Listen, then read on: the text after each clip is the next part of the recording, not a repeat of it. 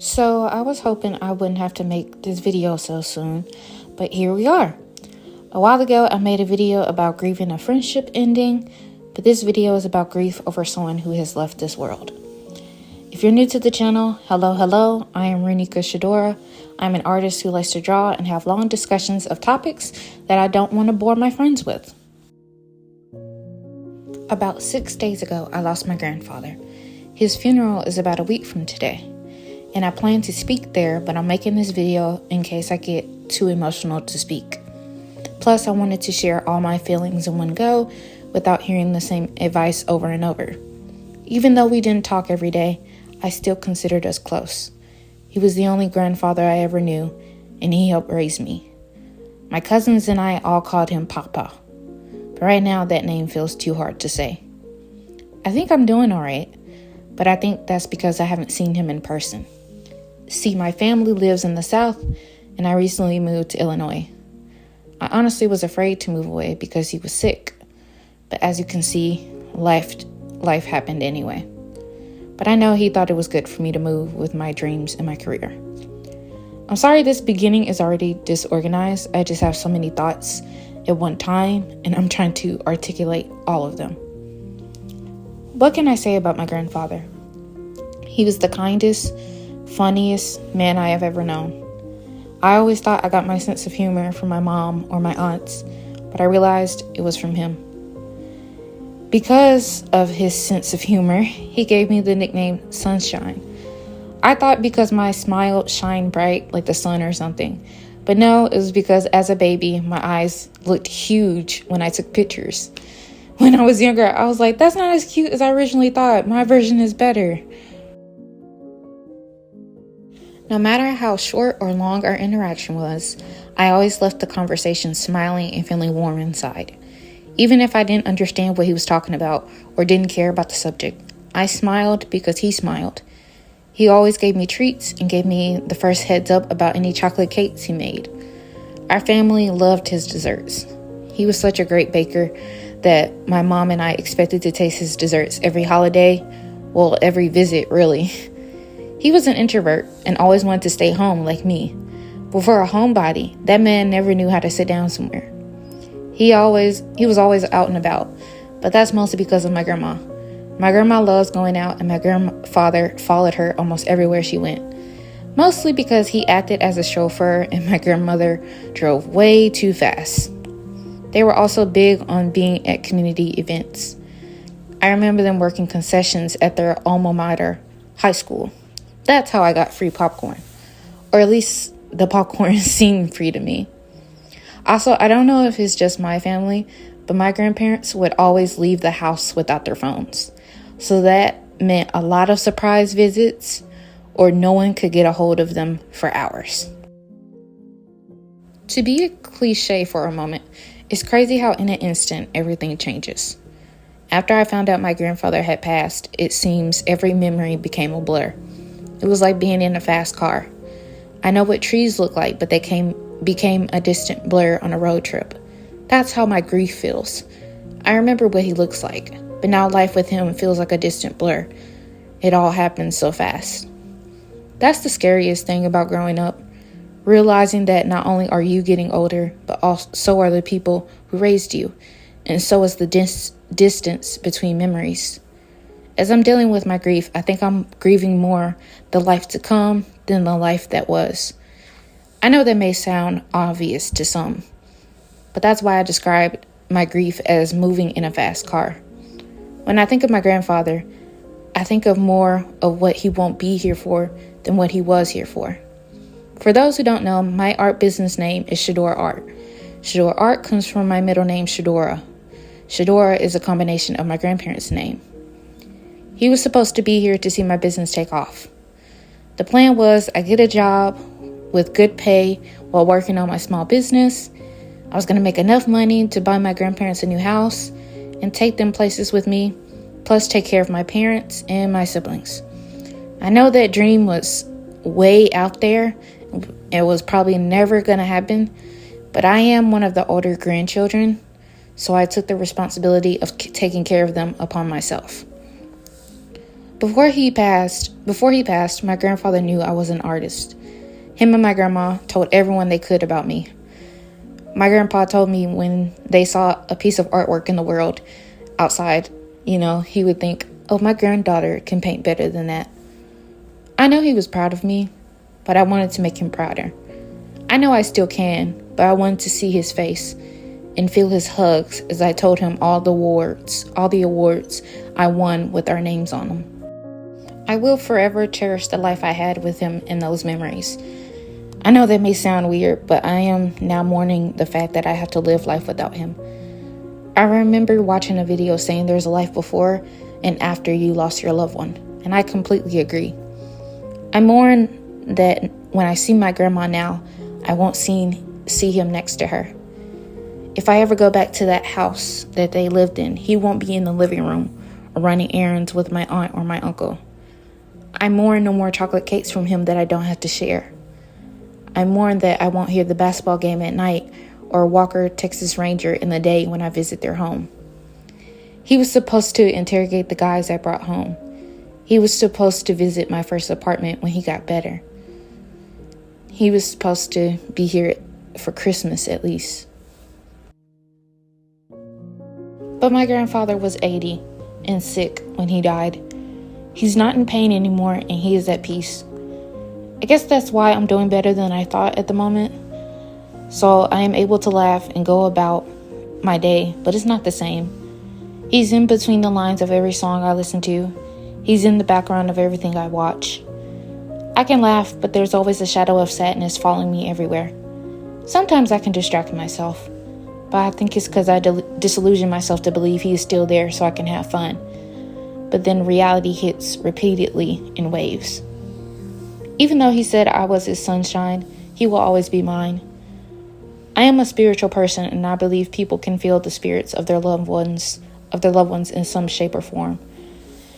I remember that 3 days ago, I woke up in the middle of the night because it felt like someone was hovering over me.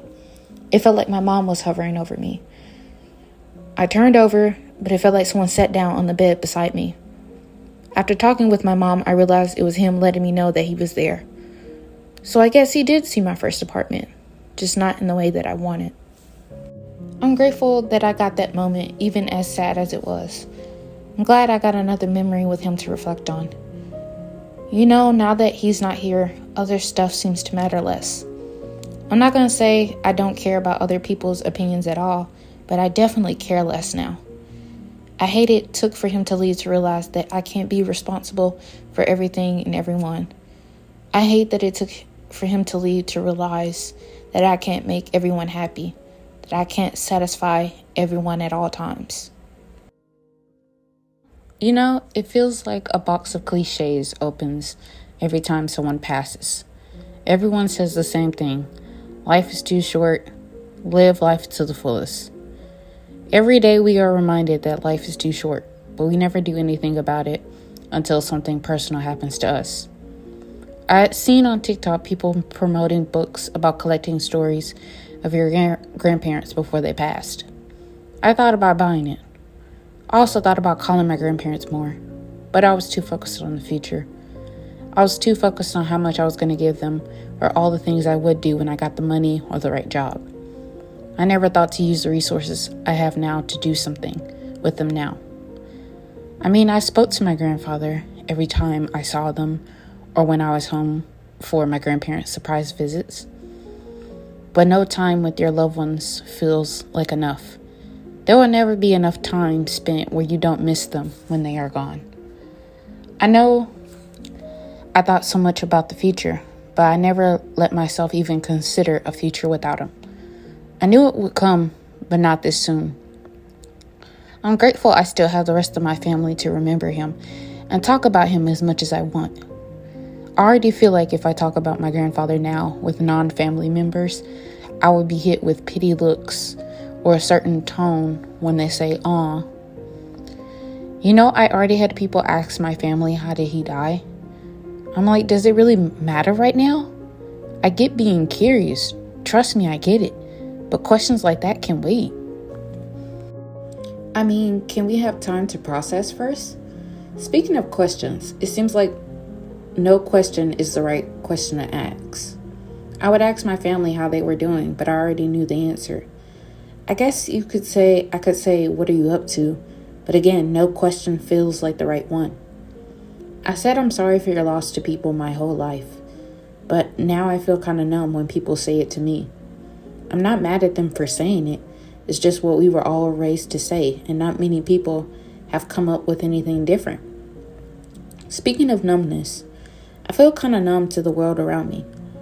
As I look around my decorated room, I feel like I'm staying in a room of someone who is no longer here. I know I sound like I'm exaggerating, but that's just how I feel. Things will never be normal again in a sense. I have to get used to a new normal now. This is a heartbreak that can't be undone, and a heartbreak that I'll have to carry with me forever. But I will also carry his smile, his laugh, and his smell with me forever.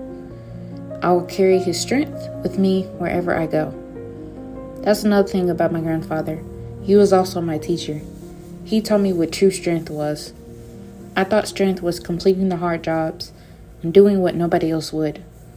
Yes, my grandpa did that, but he taught me that true strength was depending on God and having the courage to smile and laugh despite of the load you're carrying. He taught me true strength is being kind when the world has taught you to do the opposite repeatedly. His kindness is what keeps me going. His kindness has led me to have friends who are so different from each other, but are all so similar to me. I wish he could have met all my friends. I think he would be nervous being around so many young people, but I know my friends would have loved him. I know my words are very disorganized. 1, because it's 1 a.m, but 2, because I speak in disorganized only. However, as I'm writing this script, little memories of him keep coming to mind. I think of how I spent the night at my grandparents'. I always put captions on the TV. And every time I came back to the house, my grandfather told me he had to get my aunt or someone to take the captions off because he couldn't figure it out. I remember him making jokes about my college football team. He heard more game updates than I did, and I never cared to hear about football game updates. Again, his words are blurry now, but his smile and his laugh aren't. I know to some people who are grieving or people who are just looking for a simple video to watch that this isn't the most comforting video, or it's not a video you will listen to every day. But like I said, I need to vent about my grief and reflect on the good memories in one sitting. For those who are also grieving, I know I don't have the perfect words to say. I know I can't give you what you need. I know when people ask you what you need, all you need is your loved one back. You need one more chance to say I love you. You need a chance to say you're sorry for the mistakes you made. You need a chance to say you did everything you could. You need a chance to tell them how proud you are of them or the plans you had in store for them. Or maybe you need a chance to state your anger with them. Maybe you need a chance to ask them why did they make certain choices. Maybe you need a chance to say you forgive them. I know in some way you will always grieve what could have been. I will say, don't force yourself to be strong. Pretending you're not hurting will never take the hurt away. Speak of your loved one as much as you want. Just because others may not always listen doesn't mean you should never share. Okay, little bit of a side note. In recent years, I've seen people make AI videos of their loved ones who have passed, talking to them or hugging them. I'm just putting this out there for future reference that I am personally not okay with that. I don't want anyone to send me an AI video of my grandfather talking to me now or hugging me from an old photo. That's not real, and I want nothing to do with that. I know none of my friends or family would send me videos like that. I'm just saying because I've seen on social media people creating these apps to where you can do that, and I don't want anyone to ever gift me with something like that. No, no. Anyway, side note over. Anyways, it's okay if you never quote unquote move on. I heard someone say that it's not about moving on, but it's about learning to live with it. And learning to live with it means you will get hit with waves of missing them, of thinking of them. So I say that to say, don't let anyone tell you that you should get over it. It doesn't matter if you've been grieving for one day, a week, a month, a year, or years. Your grief is still valid. You will always be grieving the person you love. No matter how long you had them in your life, whether it was for 2 days or a year, if you loved them deeply and you cared for them deeply, then losing them will always stick with you. And I don't think you should be expected to just get over it instantly. So again, for those out there who are grieving, your grief is valid in wherever shape or form it comes in. Even if that grief means being angry with the person who died, or being angry with God, or even to an extent being angry with yourself of the things you wish you have done and things you shouldn't have done. I will also advocate for, going to therapy if that anger or if your grief ever turns into, wanting to harm yourself or wanting to harm other people. I will also advocate contacting your local crisis line if you need someone to talk to about your grief immediately, or needing to talk to someone in general who isn't family or friends. But yeah, I know, like I said, I know I don't have the perfect words, and I know I can't explain every feeling. I know I can't explain every emotion that you're feeling, but I hope this video lets you know that you are not alone in your grief, and you don't have to be unless you want to be. I'll also say that it's okay if you don't know what you need right now. I know a lot of people have asked me, what do I need? And I'm like, I don't know. On one hand, I want to distract myself. I want to work. There's so many plans, so many things I feel like I need to get in order. But I also just want to bed rot every day, other day. And I'm grateful that I have a support system that allows me to do that. And so I'm here to say that if you need to work to distract yourself, that's okay. If you need to rest, bed rot for a while, that is also okay. How you grieve is how you grieve. Don't let social media, other people tell you how to grieve, because that is your grief. That is your personal own thing. You had your own personal relationship with your loved one, and can't nobody speak for you on how you express that love or that grief for them. I hope that makes some type of sense. I hope this video made sense. In general, I hope that to who was ever watching, you got a little insight of who my grandfather was. And I hope that in the day today, I hope for the rest of my life, I make him proud. I hope that every day I get to show the kindness. I hope, I'm all over the place. I hope that the same kindness he showed me, that I get to show other people. I hope that when people ask me, oh, why are you like this? I can say, because of God and because of my papa, who is my love. And like I said, it's still hard to say papa, but taking it one day at a time, taking it one step at a time. Thank you to whoever is watching, whoever is listening. Feel free to share your stories, your personal experiences with grief of your loved ones. Please share any resources you have to those who are currently grieving. This picture is supposed to be a loose version of stained glass, but it came out more childish than I want. But that's okay, because it's dedicated to my grandfather.